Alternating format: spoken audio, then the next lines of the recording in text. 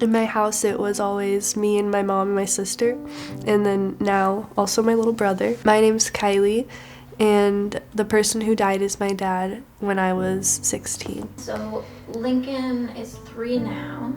So how old were you when Lincoln was born? I was in 8th grade. My favorite thing to do with my family was going camping, and it was always really fun. We would go on the river and just put up a tent and make top ramen over the fire, and yeah, it was a really good time.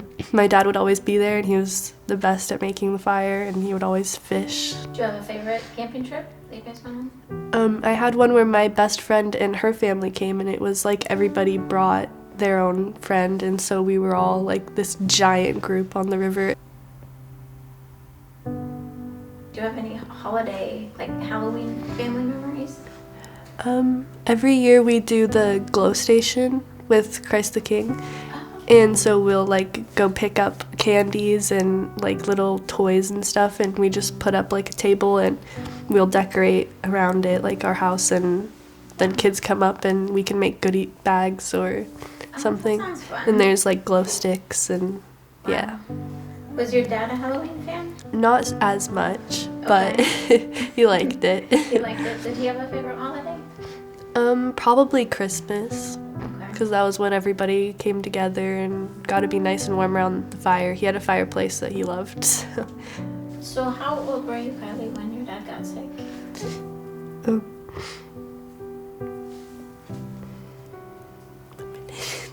Come on.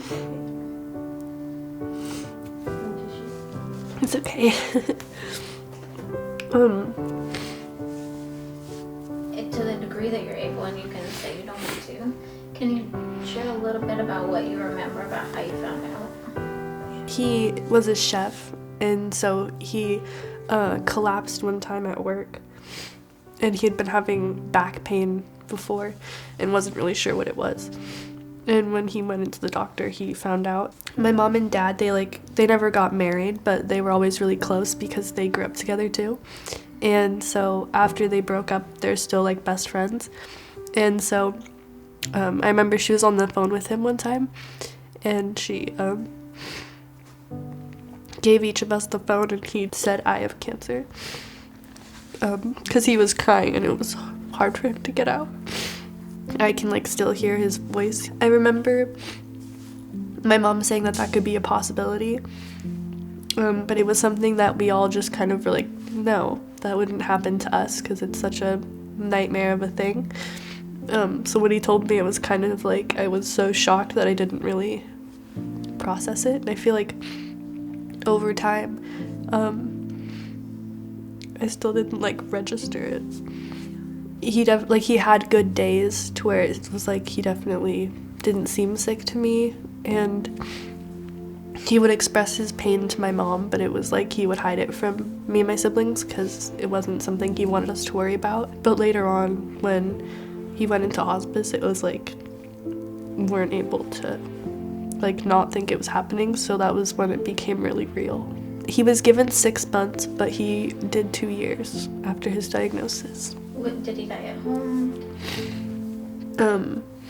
He wanted to.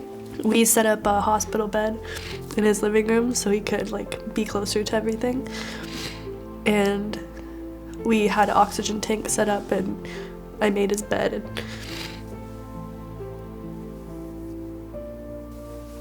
But he didn't end up being able to come home. But every time we would visit him, he would say that he's getting out tomorrow and that he needs to pack his things. The nurses said they don't know why he keeps saying that, because they didn't tell him that. You knew he was ready. He's super stubborn.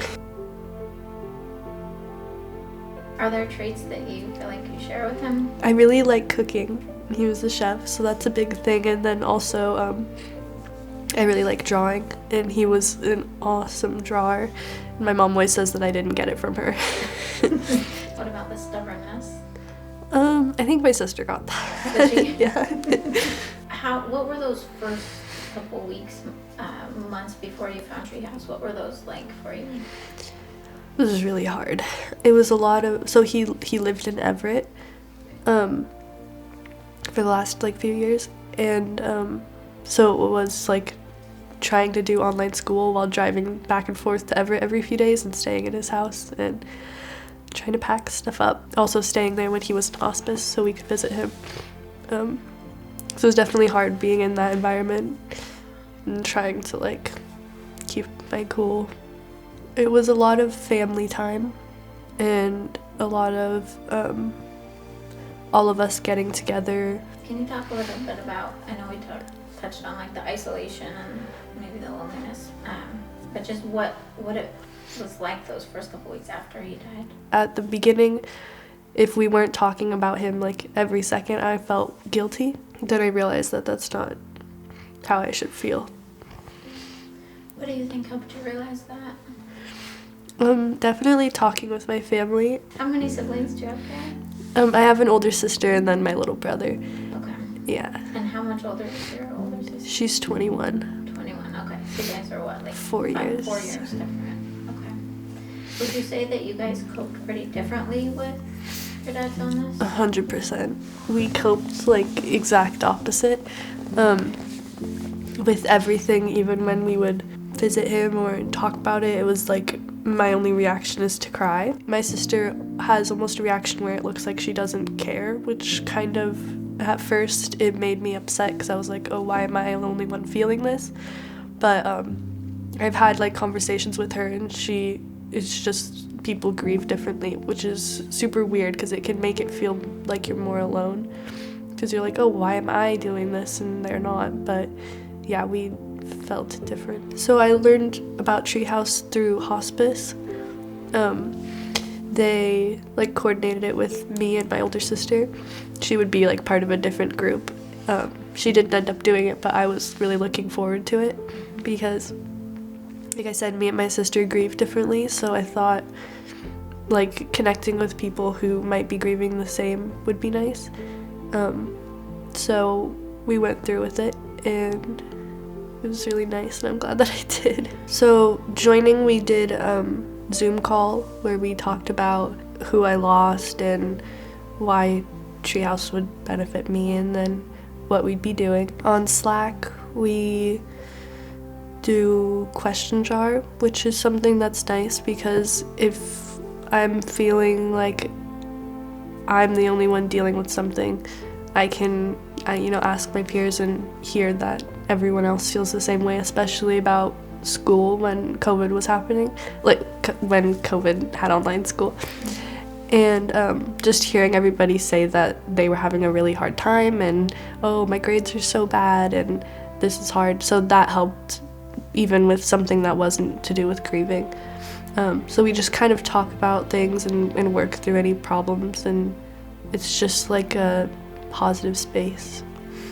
What would you say are things that you've learned about yourself as a result of participating in Treehouse groups? Just that I'm not alone and that it's not as hard as I thought to like reach out to people and talk to new people about like such personal things, because we all basically are dealing with the same thing, just in different ways. I'm not very good at like joining new things and doing things with people I don't know, and it's like super nerve-wracking and it's easy to feel like it won't help. But I mean, if you're even a little bit interested, I would say to try it, because I look forward to it and getting to talk about everything. Our Treehouse has helped me learn that I'm not alone and that there's a lot of other teens out there who are dealing with really similar situations, which it didn't occur to me, because when you're dealing with something so hard, it seems like it's only you. Losing somebody doesn't only come with like the emotional baggage, it also comes with costs and things that shouldn't be dealt with at that time, but that you have to deal with. And so like having something for your children that you know that they can do without having to worry about that extra burden is really nice. And I know that my mom appreciates me having other people to talk to, and I appreciate it. And yeah, it's a good group.